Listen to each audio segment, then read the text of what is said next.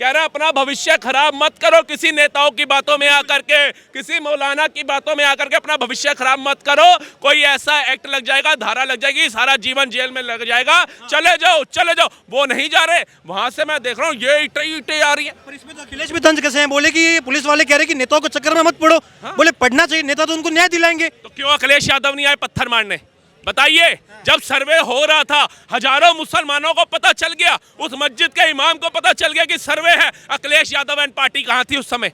पूछिए Rahul Gandhi and party कहाँ थी उस समय? ये नेता आगे क्यों नहीं खड़े हुए? पत्थर जा रहे हैं ना मिलने के लिए, जो पीड़ित है, जो जिनकी मौत हुई है, अभी जा रहे हैं। कैंसिल कर दिया। मन मता करे, रोक रहे हैं बीजेपी वाले, जाने देगा रहे हैं। अरे इनको रोक रहे हैं जो पूरा वक्फ बोर्ड रोक दिए। सारी अभी सोचो सिर्फ 37 सीटें आई हैं तो इतने बवाल शुरू हो गए। अगर आप इनको दे देते 80 की 80 सीटें तो कहाँ जाते हैं? 70 की 70 सीटें भी देते, कहाँ जाते हैं? 60 सीटें देते तो कहाँ जाता यूपी? पाकिस्तान में हमारे बाप दादों की जमीनें तो हमारे को नहीं मिली, हमारे सनातन बोर्ड को नहीं मिली, हमारे मंदिरों को नहीं मिली, हमारे जो हिंदू भाई वहाँ रह गए उनको नहीं मिली। लेकिन यहाँ पर वो मुगल काल की जमीनें ये कह रहे भैया जी मुसलमानों को कि इसको दे दो। कलाम साहब भी तो मुसलमान थे, उन्होंने वक्फ बोर्ड को क्यों नहीं दी अपनी जमीन? पूछिए। उन्होंने अपनी जमीन जायदाद पैसा क्यों वक्फ बोर्ड को नहीं दिया? उन्होंने क्यों सब वृद्धाश्रमों में दान कर दिया? क्या वो मुसलमान नहीं थे? यही होता है एक पढ़े लिखे मुसलमान के अंदर और एक भटके हुए मुसलमान में फर्क। ऐसा है कि टीम वहां के जामा मस्जिद पर सर्वे करने के लिए पहुंच गई, तो कह रहे कि ये देखिए जैसे ही थोड़ी बहुत सीटें जीत गई हैं उसके बाद सीधा ये तो मुसलमानों के मस्जिदों पर ये तो धावा बोल दिए। ऐसा है कि टीम पर बाद में पथराव हुआ, जो भी घटनाक्रम वहां पर हुआ, लेकिन कह रहे कि ये सोच है बीजेपी वालों की और ये कि हिंदुत्व की सोच है कि मस्जिदों को आप खत्म करो। हाँ, इससे पहले जब सर्वे वो करने गई थी तब अखिलेश यादव एंड पार्टी 37 सीटें जीत करके आई थी, तब तो पथराव नहीं हुआ। ये 37 सीटें आने के बाद ही बहराइच जैसी घटना शुरू हो जाती है। अभी ये सर्वे के अंदर यहाँ पे शुरू हो गई, संभल के अंदर घटना शुरू हो गई। कल परसों हम देख रहे थे चुनाव डालने जा रहे थे, उसमें चुनाव आयोग ने बोला भैया शक्ल दिखाओ, उस पर बवाल हो गया। ये सारी अभी सोचो सिर्फ 37 सीटें आई हैं तो इतने बवाल शुरू हो गए। अगर आप इनको दे देते 80 की 80 सीटें तो कहाँ जाते हैं? 70 की 70 सीटें भी देते, कहाँ जाते हैं? 60 सीटें देते तो कहाँ जाता यूपी? इसलिए कहते हैं अगर आपके बच्चे सुख चैन से रह रहे हैं, उनको 2 वक्त की रोटी खा रहे हैं, खाने दो। चिकन के चक्कर में, बिरयानी के चक्कर में, मटर पनीर के चक्कर में उन्हें मत ढांढ लो। मैं ये वीडियो देख रहा हूँ, उसमें पुलिस वाला पता है क्या बोल रहा है माइक के ऊपर? कह रहा अपना भविष्य खराब मत करो किसी नेताओं की बातों में आकर के, किसी मौलाना की बातों में आकर के अपना भविष्य खराब मत करो। कोई ऐसा एक्ट लग जाएगा, धारा लग जाएगी, सारा जीवन जेल में लग जाएगा। चले जाओ। वो नहीं जा रहे, वहां से मैं देख रहा हूँ ये ईंटें आ रही है। पर इसमें तो अखिलेश भी तंज कसे हैं, बोले कि ये पुलिस वाले कह रहे कि नेताओं को चक्कर में मत पड़ो। बोले पढ़ना चाहिए, नेता तो उनको न्याय दिलाएंगे। तो क्यों अखिलेश यादव नहीं आए पत्थर मारने? बताइए। जब सर्वे हो रहा था, हजारों मुसलमानों को पता चल गया, उस मस्जिद के इमाम को पता चल गया कि सर्वे है। अखिलेश यादव एंड पार्टी कहाँ थी उस समय? पूछिए राहुल गांधी एंड पार्टी कहाँ थी उस समय? ये नेता आगे क्यों नहीं खड़े हुए? जा रहे हैं ना मिलने के लिए, जो पीड़ित है, जो जिनकी मौत हुई है, अभी जा रहे हैं। कैंसिल कर दिया। मन मता करे, रोक रहे हैं बीजेपी वाले, जाने देगा रहे हैं। अरे इनको रोक रहे हैं जो पूरा वक्फ बोर्ड रोक दिए, इनको रोक रहे हैं जो अग्निवीर पर सवाल उठाते हैं, इनको रोक रहे हैं जो कह रहे 2 लड़कों की जोड़ी यूपी में कमाल कर गई। ये उनको बोल रहे हैं जो कह रहे थे ओए अफसर का नाम नोट करो, इसको देखा जाएगा, बाद में देखा जाएगा हमारी सरकार आने पे। वो डर रही है। ये सब एजेंडा है, ये सोची समझी साजिश है। मारा जाता है हमेशा गरीब का बच्चा, और जब भी डिबेट होती है, जब भी ऐसे हादसे होते हैं, तब मैं देखता हूँ सबके बयान पता क्या होते हैं? ये तो लोग राजनीति करने के लिए झगड़ा कराते हैं, हिंदू मुसलमान कराते हैं। सर जी मैं भाजपा को सपोर्ट करता हूँ और बहुत अच्छे सपोर्ट करता हूँ, लेकिन अगर मुझे कोई आकर के ईंट देगा कि ये मुसलमान जा रहा है इसके मारते मैं पागल हूँ, तो आपको कौन ईंट पत्थर मारने के लिए नेता घर आता है? उसकी वीडियो बनाओ ना, बोलो ये नेता आया भैया कोई सी पार्टी का है, ये मेरे को कह रहा है पत्थर मार 500 दूंगा, उसको उजागर करो ना। आप उस समय 500 ले लेते हो, लेकिन आपको ये नहीं पता होता वो 500 रुपए आपकी जिंदगी ले लेंगे। क्या करेंगे? अपनी मस्जिद को कह रहे वो शहीद होते हुए देख ले क्या? हाँ, तो हम अपना राम मंदिर शहीद होता देखते हैं, कृष्ण जन्मभूमि शहीद होती देख लेते हैं, काशी विश्वनाथ शहीद होता देखते हैं। भारत के तमाम मंदिर, तमाम गांव, तमाम क्षेत्र, तमाम सारे ऐसे संस्थान जो वक्फ बोर्ड कब्जा करता है, हम देखते हैं मूर्ख दर्शक होकर के, और कबूतर बन के अपनी आंखें बंद कर लेते हैं, और ये बिल्ली बन के आएंगे, हमें लगेगा हमें तो देख नहीं रही, हमारा घर थोड़ी ना वक्फ बोर्ड के दायरे में आ रहा है। लेकिन जब आएगा तो हमारे घरों में भी इनके कब्जे पाए जाएंगे। जिस तरीके से बिल्ली कबूतर खा जाती है, ये लोग खा जाएंगे। सनातन बोर्ड के तहत, हिंदू के किसी भी हिंदू एक्ट के तहत पाकिस्तान में हमारे बाप दादों की जमीनें तो हमारे को नहीं मिली, हमारे सनातन बोर्ड को नहीं मिली, हमारे मंदिरों को नहीं मिली, हमारे जो हिंदू भाई वहाँ रह गए उनको नहीं मिली। लेकिन यहाँ पर वो मुगल काल की ज़मीनें ये कह रहे भैया जी मुसलमानों को कि इसको दे दो। कलाम साहब भी तो मुसलमान थे, उन्होंने वक्फ बोर्ड को क्यों नहीं दी अपनी ज़मीन?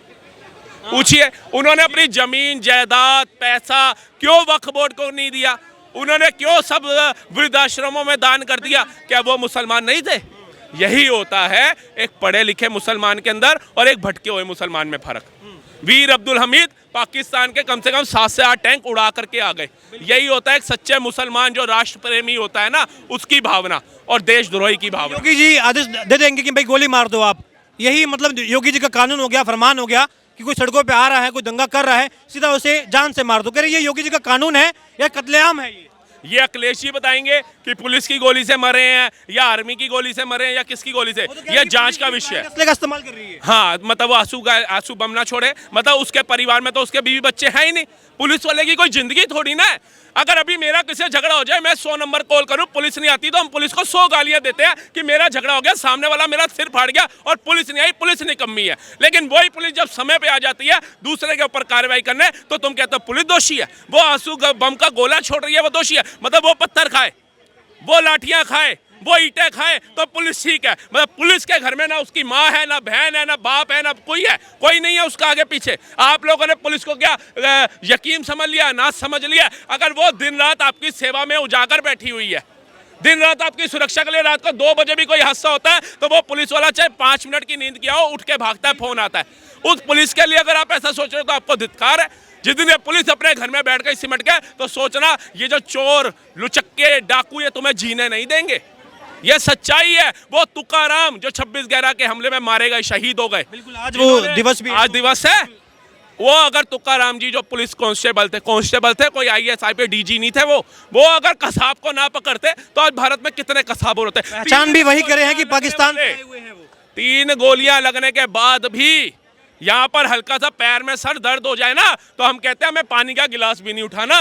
3 गोलियां छाती में लगने के बाद भी कसाब जैसे दरिंदे को पकड़ा, वो तुकाराम जी थे हमारे, वो कांस्टेबल थे। पुलिस डिपार्टमेंट को जितना सल्यूट करोगे उतना कम है, क्योंकि पुलिस रात को सड़क पे उतरी हुई है, दिन में सड़कों पे है तो आप सुरक्षित हो। मैं आपसे ये जानना चाहूंगा कि आप क्या चाहते हैं? तमाम जब हिंदू हम बात करते हैं, जब हिंदुओं की बात आती है तो क्या वक्फ बोर्ड में संशोधन होना चाहिए या खत्म ही होना चाहिए? सर जी बिल्कुल खत्म। मैं तो कहता हूँ खत्म होना चाहिए, बिल्कुल खत्म होना चाहिए। एक बात बताओ, जो वक्फ बोर्ड भाईचारा खराब कर रहा हो, जो वक्फ बोर्ड हर इंसान की जमीनें हड़पने का टारगेट रखता हो, अगर वक्फ बोर्ड ने भारत के अंदर स्कूल बना दिए होते, विश्वविद्यालय बना दिए होते, अस्पताल बना दिए होते, कुछ ऐसे कार्य करे होते जो जनता के हित में होते, मैं कहता हूँ हिंदू सिख ईसाई को छोड़ो मुसलमानों के लिए भी बना दिए होते ना, तो मैं कहता चलो अपने धर्म अपने इस्लाम के लोगों के लिए तो काम कर रहा है। वो नहीं कर रहा। अभी अकबर नगर के अंदर से योगी जी ने जो इलीगल मकान तोड़े, जहां हिंदुओं के भी गए, सिखों के भी गए, मुसलमानों के भी गए, किसी को ना देते, कहते 30 नंबर पर सबसे ज़्यादा ज़मीनें हैं, हम मकान बना कर देते हैं, मुसलमान बसो वहाँ पे, हम मकान तैयार कर रहे हैं, बसो वहाँ पे। नहीं बोला ना, तो यही गलत है। अभी सनातन बोर्ड का जो मुद्दा चल रहा है, अभी सनातन बोर्ड है नहीं, तब हमारे मंदिर जो हैं टैक्स दे रहे हैं सबसे ज़्यादा। कितने हमारे बड़े बड़े मंदिर है, कैंसर पीरियड अस्पताल चला रहे हैं, स्वास्थ्य केंद्र चला रहे हैं, गुरुकुल चला रहे हैं। अभी तो सनातन बोर्ड नहीं है। तब तो एक कोई बोर्ड बनता है, कोई धर्म के लिए कोई चीज बनती है, संस्था बनती है, तो उसका काम होता है लोगों के लिए, गरीब लोगों के लिए, जो असहाय हैं उनके लिए कार्य करना। ये नहीं कि जमीनें घेरी जाओ और एक बार आ जाए तो उसी संविधान का दिखा करके बोल दो कि भैया ये जमीनें तो सबसे ज्यादा हमारी हैं, इस पे तो राइट हमारा है, इनको भगाओ, चलो ये कहाँ है, कीड़े मकोड़े कहाँ आ गए हमारी जमीनों पर। ये चीज नहीं चाहिए। ये देश भारत जीवन देने के लिए बना है, जीवन लेने के लिए नहीं बना है। यहाँ सभी धर्मों का, कहते हैं ना, सर्वो धर्मो सर्वप्रिय, सभी धर्मों का सम्मान होना चाहिए, सभी धर्म एक समान है। लेकिन ये आपको बनाना पड़ेगा। आज मोदी जी 19 देशों से सर्वोच्च सम्मान लेकर के आ रहे हैं। आज मोदी जी कतर से 7 सैनिक ला रहे हैं, अभिनंदन जैसा शूरवीर ला रहे हैं। दूसरे नंबर पर रोड मैप बिछा दिया उन्होंने, जम्मू कटरा एक्सप्रेसवे बना दिया, जो 19 घंटे का सफर था मात्र 6 घंटे में दिल्ली से बैठो एक्सप्रेसवे में चढ़ो, 6 घंटे में वैष्णो देवी, 2.5 घंटे में दिल्ली से देहरादून, 2.25 घंटे में दिल्ली से हरिद्वार, 40 मिनट में दिल्ली से मेरठ। ये काम हो रहे हैं। मोदी चाय वाला तो बोलते हैं, उस चाय वाले ने भारत का नक्शा कितना बदल दिया ये जा करके देखो। इसकी अपेक्षा हेतु 65 साल कांग्रेस ने राज किया है, वो क्यों नहीं कर पाई ये काम? वो क्यों ये टूटे गद्दे दे पाई SC ST दलितों को नाम ले ले करके SC ST दलित तो आज भी वही है। हमें तो नहीं पता था SC ST दलित कौन होते हैं। ये कांग्रेस ने पाठ पढ़ाया कि भाई ये गरीब है, ये SC है, ये जो और थोड़ा निचला है ये आदिवासी है। ये अबे हमें क्या लेना है भैया जी, हमारे लिए तो वो भी इंसान है, उसको भी भगवान ने उसी प्रतिक्रिया से सृष्टि में भेजा जिस तरीके से हम आए हैं।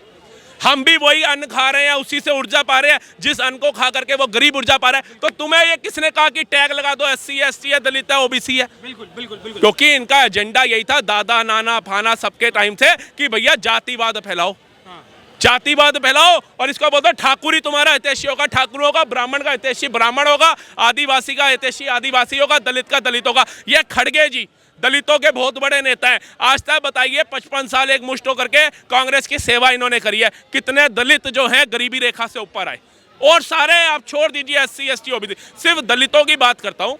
55 से 60 सालों के अंदर कितने दलित जो हैं गरीबी रेखा से ऊपर आए बताइए। इनकी खुद की माता जी, अभी योगी जी का बयान देखिए, माता बहन चाची को मुस्लिम लीग वालों ने जला करके मार दिया था। निजाती कहते हैं, पता नहीं उनको क्या कहते हैं। उन्होंने अंग्रेजों के जमाने में पूरे के पूरे गांव 1948 में सर, 47 में तो हमारा देश आजाद हो गया था। कैसी बातें कर रहे हैं? नहीं, ये इसमें ये भी है कि मुस्लिम लीग और कांग्रेस भी थी, लेकिन ये पूरा कॉन्फ्लिक्ट जो था वो अंग्रेजों के लेकिन ये जो हादसा हुआ हैदराबाद के अंदर, ये 1948 का निजाम ने तो ये 1948 का है। 1947 में हम आजाद हो गए थे। आजाद होने के बाद भी अगर भारत में हिंदू ही जला करके मारे जा रहे थे, और वो भी दलित परिवार के, और छोटे मोटे दलित परिवार के नहीं, उस दलित परिवार के जो आज इतनी बड़ी पार्टी के सबसे बड़े मुखिया हैं, पूरा का पूरा गांव जला दिया। तो आप देखिए, जब वो उनको न्याय नहीं दिला पाए, उनको उभार नहीं पाए, तो ये कौन से PDA की बात करते हैं अखिलेश यादव? ये राहुल गांधी कौन से SC ST दलितों को ऊपर लाने की बात करते हैं? मैं तो कहता हूं आपकी वीडियो जितने भी हमारे दलित SC ST OBC आदिवासी जितने भी देखते हैं, उनको एक चीज समझ लेनी चाहिए, 65 सालों में आपका उद्धार क्यों नहीं हो सका? ये सोच लीजिए। एजुकेटेड आज की डेट में आपके बच्चे हैं, आप नहीं पढ़ पाए थे, हो सकता है आपकी कई परेशानियां रही हो, कई दिक्कतें रही हो, लेकिन आपका बच्चा पढ़ रहा है, उसे पढ़ाओ, और वो पढ़ेगा 4 किताबें, तो उसको समझ आएगी कि उनके साथ कितना अन्याय हुआ है। कि दलित नेता होकर के उसने दलितों की नहीं सुनी, वो दलित नेता खुद लाखों करोड़ों का मालिक बन गया।